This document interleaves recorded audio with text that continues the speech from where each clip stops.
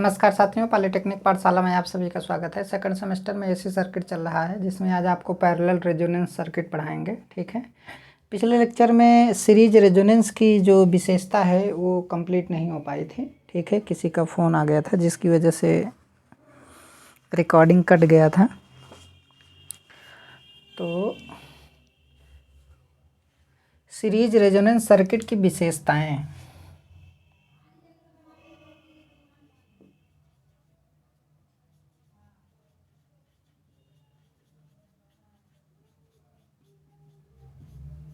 Circuit की विशेषताएं,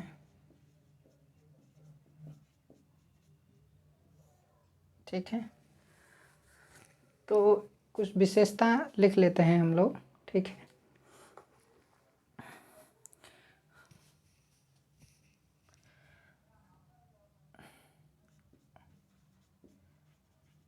voltage source की आवृत्ति, सोर्स की आवृत्ति, आवृत्ति मतलब एफ। ठीक है, वोल्टेज सोर्स की आवृत्ति सर्किट की रेजोनेंस आवृत्ति, रेजोनेंस आवृत्ति एफ आर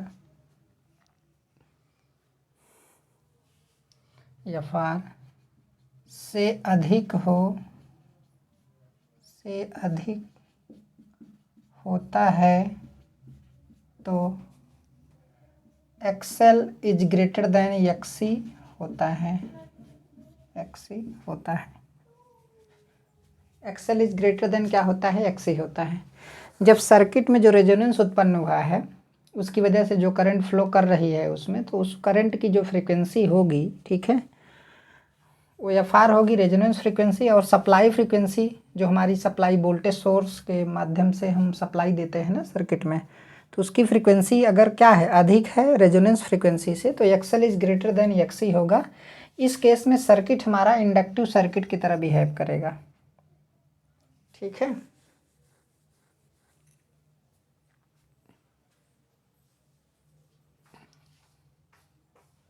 इसलिए सर्किट इंडक्टिव सर्किट की तरह व्यवहार करता है। ठीक है, ये हो गया, ये पहला पॉइंट हो गया। अब दूसरा पॉइंट अगर आप लिखना चाहते हैं तो दूसरा पॉइंट मैं आपको बता दूं।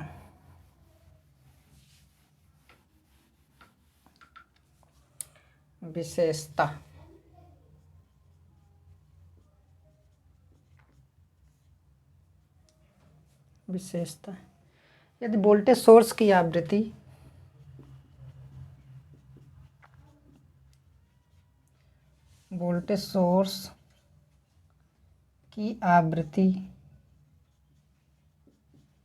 आवृत्ति एफ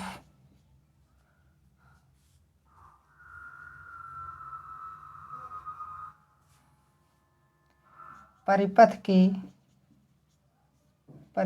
की अनुनादी आवृत्ति, परिपथ की रेजोनेंस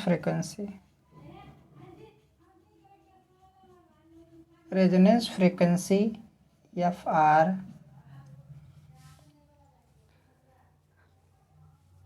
से कम होती है, तो एफ आर से कम होती है तो XC is greater than XL होता है। और सर्किट कैपेसिटिव सर्किट की तरह बिहेव करती है। कैपेसिटिव सर्किट की तरह व्यवहार करती है। ठीक है, सर्किट किसकी तरह व्यवहार करती है? कैपेसिटिव सर्किट की तरह व्यवहार करती है लो फ्रीक्वेंसी पे, या फिर आप कह सकते हैं कि रेजोनेंस फ्रीक्वेंसी से अगर क्या है आपका अधिक है। पहले क्या था? ज़्यादा था, इसमें कम है। पहले क्या था? अधिक थे, इसमें क्या है? कम है। तो सोर्स की फ्रीक्वेंसी रेजोनेंस फ्रीक्वेंसी से क्या होगी, कम होगी, तब जाकर के कैपेसिटिव सर्किट की तरह क्या करेगा, बिहेव करेगा। ठीक है। अब इसमें तीसरा पॉइंट है,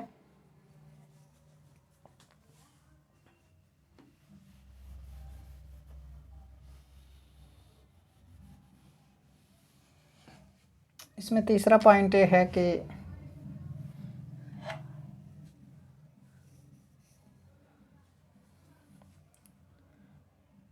वोल्टेज सोर्स की आवृत्ति, वोल्टेज सोर्स की आवृत्ति एफ परिपथ की अनुनादी आवृत्ति, परिपथ की रेजोनेंस फ्रीक्वेंसी, रेजोनेंस फ्रीक्वेंसी के बराबर होगी, के बराबर होगी तो इस केस में एक्सएल बराबर एक्ससी होता है और सर्किट प्योर रेजिस्टिव और सर्किट रेजिस्टिव सर्किट की तरह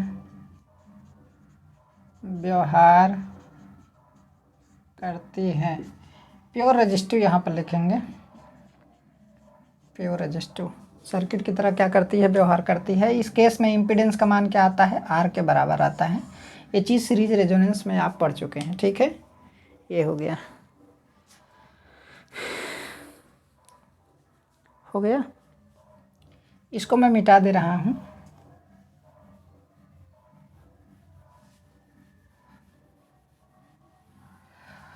और सीरीज रेजोनेंस को आप देखिए, सीरीज रेजोनेंस को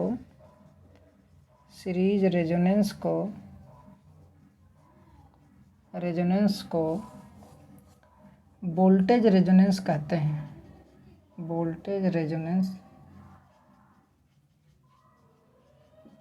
कहते हैं। सीरीज रेजोनेंस में वोल्टेज का मैग्निफिकेशन होता है, वोल्टेज बढ़ता है। कैपेसिटर और इंडक्टर के क्रॉस वोल्टेज काफ़ी ज़्यादा क्या होता है, बढ़ता है। ठीक है, और बढ़ते बढ़ते एक कंडीशन आती है कि दोनों का वोल्टेज जब आपस में बराबर हो जाता है तो एक्सएल बराबर एक्ससी हो जाता है, जिसकी वजह से सीरीज रेजोनेंस की घटना घटती है। तो इसीलिए वोल्टेज मैग्नीफाइंग सर्किट बोला जाता है। सीरीज रेजोनेंस सर्किट को वोल्टेज मैग्नीफाइंग सर्किट के नाम से क्या किया जाता है, जाना जाता है। तो इसे वोल्टेज रेजोनेंस कहते हैं। इसका मतलब पैरेलल रेजोनेंस को करंट रेजोनेंस कहेंगे। ठीक है, तो ये तो सही बात है, पैरेलल रेजोनेंस को क्या बोलेंगे, करंट रेजोनेंस कहेंगे।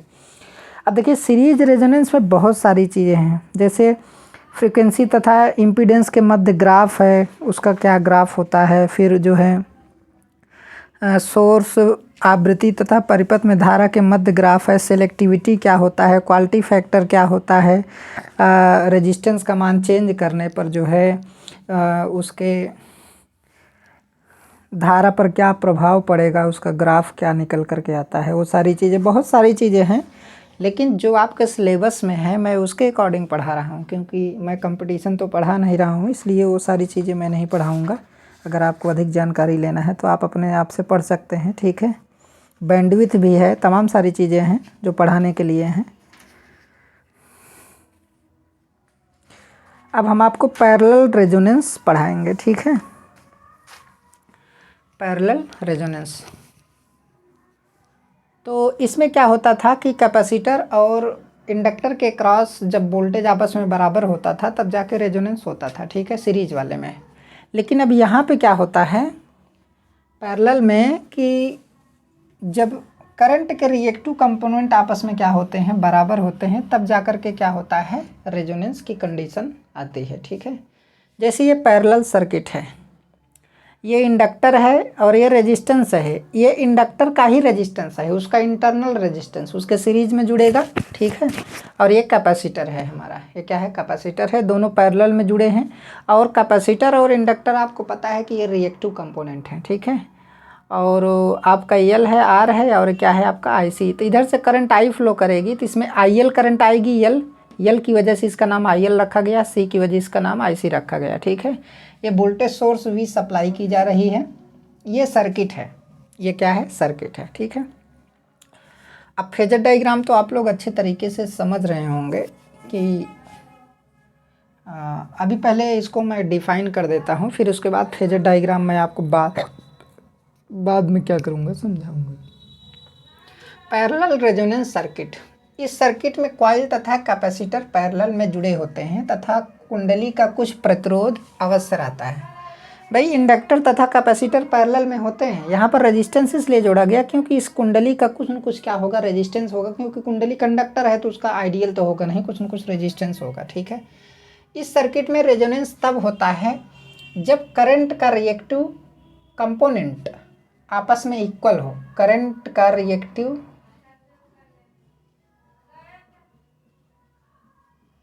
कंपोनेंट, समझ में आया, करंट का रिएक्टिव कंपोनेंट आपस में इक्वल हो, या करंट के रिएक्टिव कंपोनेंट का रिजल्टेंट क्या हो, जीरो हो।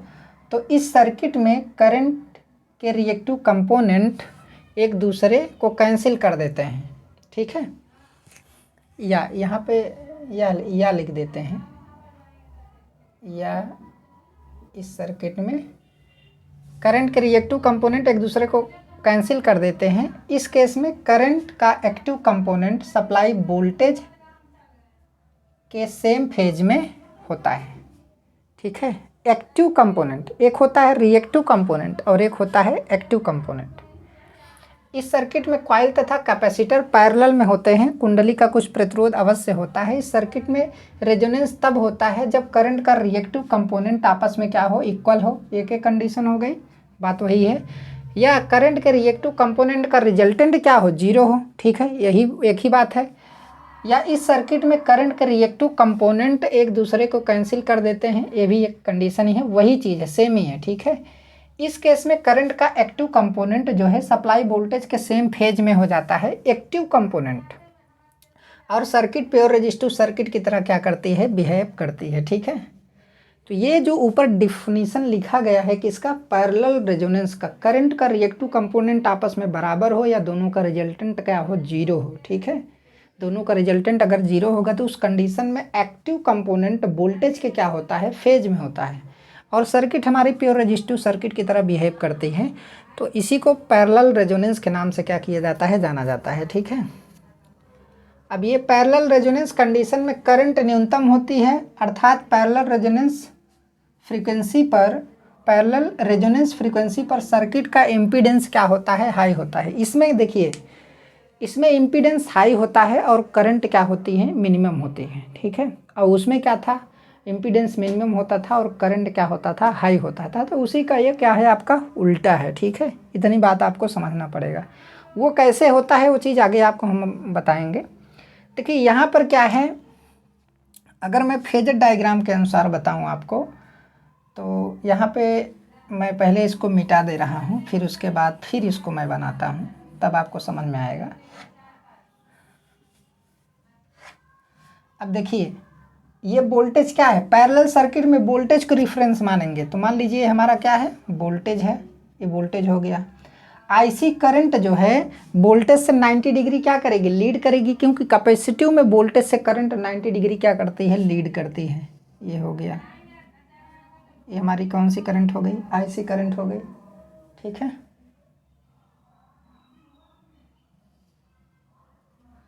ये कौन सी करंट हो गई, आईसी करंट हो गई,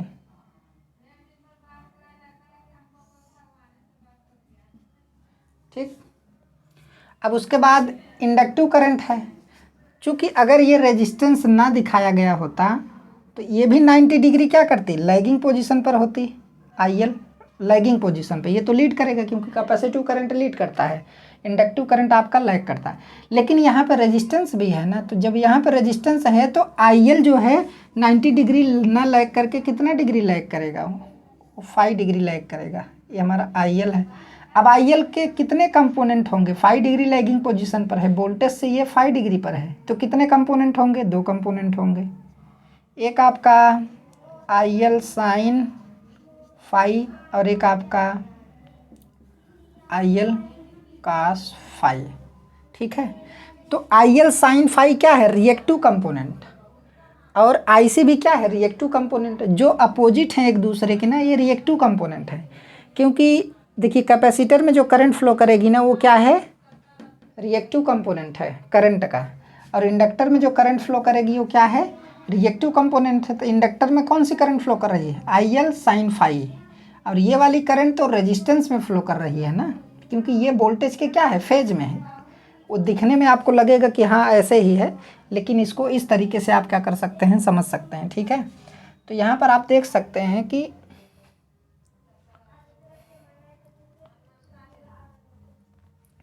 IC तथा IL साइन फाई ये दोनों करंट के रिएक्टिव कंपोनेंट हैं, रिएक्टिव कंपोनेंट हैं, ठीक है। और IL साइन फाई क्या है, एक्टिव कंपोनेंट है, तथा IL sine phi, IL cos phi, IL cos phi active component है, कंपोनेंट है, ठीक है। इतनी बात आपको ध्यान में रखना है, इसको भी आपको लिख लेना है, नहीं तो कन्फ्यूजन बहुत ज़्यादा होता था। तो किसकी बात की गई ऊपर की, जब IC तथा IL साइन फाई दोनों आपस में क्या हो, बराबर हो, या दोनों का रिजल्टेंट क्या हो, 0 हो, या दोनों एक दूसरे को कैंसिल कर दें। भाई दोनों एक दूसरे के अपोजिट है ना, तो IC IL साइन फाई को कैंसिल करेगा, या फिर IL साइन फाई IC को कैंसिल कर देगा, क्योंकि दोनों एक दूसरे के क्या हैं, अपोजिट हैं, तो कैंसिल आउट हो जाएंगे। तो तीनों बातें इसमें क्या की गई हैं, लिखी गई हैं, ठीक है। इसको पहले आप बना लीजिए, फिर उसके बाद मैं आपको बताता हूँ। ये आपका फेजर डायग्राम रहा, तो इस तरीके से आप फेजर डायग्राम क्या करेंगे, बना लेंगे। अब यहाँ पर देखिए IC रिजल्टेंट 0 होने का मतलब है कि IC minus IL sine phi बराबर क्या हो गया, 0। इसी को लिख सकते हैं IC बराबर IL साइन फाई लिख सकते हैं, ठीक है। अब आपको पता है कि IC बराबर क्या होगा, भाई इस कैपेसिटर के क्रॉस कितना वोल्टेज दिया जा रहा है, V, तो I बराबर V बटे R होता है, आपको पता है I बराबर V बटे क्या होगा, R होगा। लेकिन यहाँ पर कैपेसिटर में क्या होता है आपका, XC होता है, और इसमें क्या होता है आपका, XL होता है। तो इसमें क्या होगा, IC बराबर V अपान XC हो जाएगा ना, और IL बराबर आपका क्या हो जाएगा, IL बराबर क्या हो जाएगा बताइए, IL तो अभी नहीं देखे, हाँ V अपान Z हो जाएगा इसके क्रॉस, क्योंकि R और L के क्रॉस वोल्टेज कितना दिया जा रहा है, तो ये आपका V अपान क्या हो जाएगा, Z। अब Z बराबर R का स्क्वायर प्लस XL का स्क्वायर, वो भी किस में, अंडर रूट में रहेगा। और यहाँ पर अगर Z की बात की जाए तो Z बराबर R का स्क्वायर प्लस XL का स्क्वायर, वो भी किस में, अंडर रूट में रहेगा। ये हो गया। उसके बाद साइन फाई बराबर क्या होता है भाई, लंब बटे कर्ण होता है। लंब क्या होता है, लंब आपका इसमें, अगर इसमें देखेंगे तो साइन फाई आपका, साइन फाई तो इसी का होगा ना, तो साइन फाई के केस में आपका क्या होगा, लंब बटे कर्ण। तो कर्ण इम्पीडेंस होता है, कर्ण क्या होता है, इम्पीडेंस होता है, और लंब जो होता है वो XL होता है। साइन फाई का मान आप पहले ही निकाल चुके हैं, अब यहाँ पे मैं क्या बताऊँ, तो मैं केवल लिख दे रहा हूँ बस, ठीक है। अगर साइन फाई की बात करेंगे तो साइन फाई बराबर XL अपान क्या हो जाएगा, Z हो जाएगा, ठीक है। तो वही चीज़ यहाँ पर लिखा गया है कि IC बराबर V अपान XC हो जाएगा, IL बराबर V अपान Z हो जाएगा, ठीक है, और इनटू साइन फाई बराबर XL अपान Z हो जाएगा। अब यहाँ से देखिए Z और Z दोनों गुणा हो जाएंगे, तो गुणा हो जाएंगे तो Z का स्क्वायर हो जाएगा। अब वोल्टेज और वोल्टेज क्या हो जाएगा, कट जाएगा, उधर XC और XL का गुणा हो जाएगा दोनों, ठीक है। तो XC और XL अब बराबर Z स्क्वायर बराबर, जब इसको सॉल्व करेंगे ना तो L/C आएगा। कैसे आएगा, अब ध्यान से देख लीजिए भाई, Z स्क्वायर बराबर XC इंटू क्या है आपका, XL है ना, तो इसको लिख सकते हैं 1/ओमेगा इंटू सी इंटू ओमेगा इंटू यल लिख सकते हैं। तो ये तो कट जाएगा ना, तो बताइए यल बाई कितना आ गया, सी आ गया। तो जेड स्क्वायर बराबर यल बाई सी आ जाएगा। तो इसको लिखने की ज़रूरत नहीं है, वो आपको समझने की ज़रूरत है। जेड स्क्वायर बराबर यल बाई क्या आ गया, सी। अब जेड बराबर आप यल बाई सी लिख सकते हैं, और इसी को सर्ज इम्पीडेंस भी कहते हैं, सर्ज इम्पीडेंस। ठीक है, ये चीज़ आपको बाद में पढ़ा जाएगा कि सर्ज इम्पीडेंस क्या होता है, वो सारी चीज़ें बाद में आपको। जेड का मान जो है किस में रखने पर, यहाँ से जो इक्वेशन बनेगा उसमें रखने पर। अभी तो जेड का मान आप क्या निकाले हैं, यल बाई सी निकाले हैं, जेड स्क्वायर का मान। ठीक है, तो इस सर्किट में जो इम्पीडेंस निकल करके आता है वो जेड बराबर क्या आता है, आर का स्क्वायर प्लस आपका एक्सएल का स्क्वायर आता है कि नहीं। तो ये जेड स्क्वायर बराबर इतना हो जाएगा। इसी को सॉल्व करेंगे तो आर का square plus XL omega into L का होल स्क्वायर हो जाएगा। इसी को जेड स्क्वायर बराबर लिख सकते हैं आर का square plus 2 pi F are मतलब रेजोनेंस फ्रीक्वेंसी। ठीक है, यल इसका स्क्वायर हो जाएगा। ठीक है, अब जेड स्क्वायर का मान जो है, देखिए यहाँ पर जेड स्क्वायर का मान यल बाई सी है, तो इसमें यल बाई सी आप रख दीजिए बराबर R square plus 2 pi F R into L का होल स्क्वायर हो जाएगा। अब यहाँ से जब एफ आर का मान आप निकालेंगे, यहाँ से एफ आर का मान निकालेंगे ना, तो एफ आर का मान बराबर आएगा 1/2 अंडर रूट में 1/यल into C minus R square by यल स्क्वायर हो जाएगा। ठीक है, तो अब कहाँ से आया ये चीज़ तो आपको पता चल गया होगा भाई। जेड बराबर तो आपको पता है कि क्या होगा, जेड बराबर R square plus omega into L. Z इसमें निकालेंगे आप जेड का मान, तो यहाँ पर लिखेंगे जेड स्क्वायर बराबर R square plus omega into L का स्क्वायर। यह इक्वेशन कहाँ से आया, यल आर और यल सर्किट का है। ठीक है, आर और यल सर्किट का है, कंफ्यूज मत होइएगा। ठीक, तो रेजोनेंस फ्रीक्वेंसी ये निकल करके आ गई, ये हमारी क्या आ गई, रेजोनेंस फ्रीक्वेंसी। तो रेजोनेंस फ्रीक्वेंसी निकल करके आ गई एफ आर बराबर 1/2 पाई वो भी इंटू अंडर रूट में आपका 1/यल इंटू सी माइनस क्या हो जाएगा, आर स्क्वायर बाई क्या हो जाएगा, यल हो जाएगा, यल का स्क्वायर हो जाएगा। ठीक, अब देखिए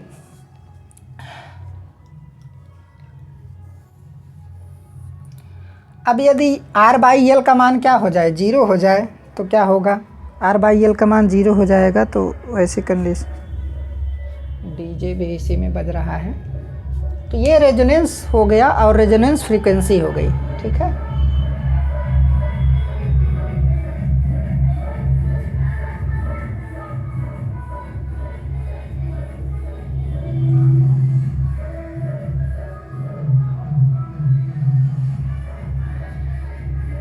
तो आज का क्लास यहीं तक, धन्यवाद।